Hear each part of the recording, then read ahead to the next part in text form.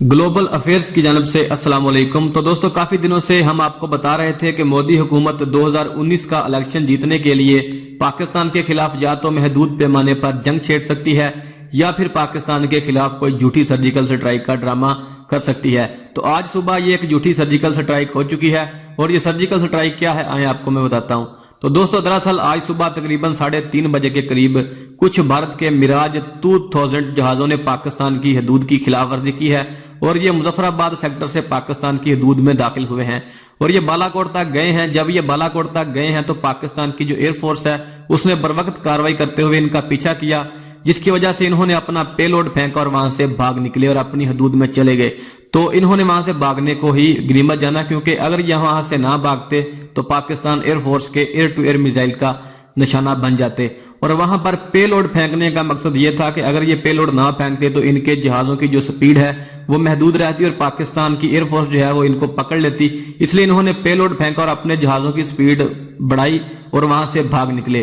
तो इस पेलोड के फेंकने से कुछ पाकिस्तान के ट्री जले हैं और कुछ थोड़ा सा जमीन को नुकसान पहुंचा है। लेकिन major general DG ISPR major general Asif Ghafoor साहब के मुताबिक ना तो कोई जानी नुकसान हुआ है और ना ही पाकिस्तान का कोई माली नुकसान हुआ है।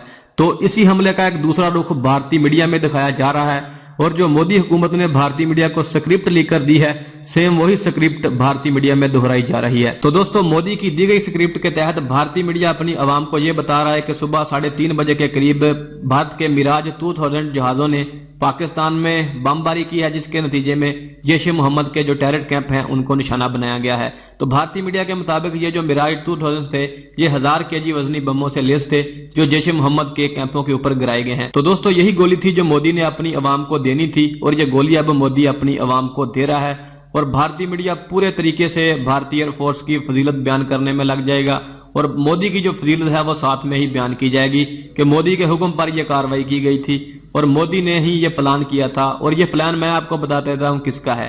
ये दरअसल में जो प्लान है ये मोदी और इनका जो national security adviser Ajit Doval है, ये उन दोनों का प्लान है। पहले इन्होंने झूठा पुलवामा अटैक किया और अपने ही 46 फौजी इन्होंने मारे हैं। अब एक झूठी सर्जिकल स्ट्राइक और ये 2019 के इलेक्शन की तैयारी है। बकौल भारतीय मीडिया के तो ये सर्जिकल स्ट्राइक है और जैश-ए-मोहम्मद के कैंपों को निशाना बनाया गया है, लेकिन असल में ये एक झूठी सर्जिकल स्ट्राइक है जिसमें पाकिस्तान के बेचारे कुछ दरख्तों को शहीद किया गया है।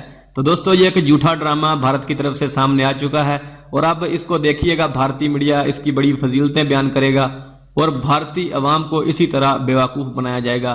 तो दरअसल में बेवकूफ तो कहते हैं उर्दू में, हमारी पंजाबी में एक लफ्ज होता है फुद्दू, तो इनको फुद्दू बनाया जाएगा। तो बात यह है कि अब भारतीय अवाम 2019 में मोदी को ही वोट देगी। अगर इसी तरह के ड्रामे मजीद हुए तो यकीनन भारतीय अवाम पाकिस्तान की मुखालफत में फिर मोदी को ही वोट देगी और मोदी के ही गुण गाएगी। तो मोदी बड़ी कामयाबी से राफेल डील से अवाम की तवज्जो हटाकर पाकिस्तान की तरफ लाने में कामयाब हो चुका है और आगे अब मजीद ये क्या ड्रामे करेगा ये भी आपके साथ साथ शेयर करते जाएंगे। दोस्तों, आगे 48 घंटे बहुत अहम है। आगे 48 घंटों में क्या होता है ये भी अभी हमें देखना है और 48 घंटे इंतहाई अहम है। मैं इनके ऊपर नजर रखे हुए हैं, जो भी इनमें अहम अपडेट आएंगी मैं आपको जरूर उससे आगाह करूंगा।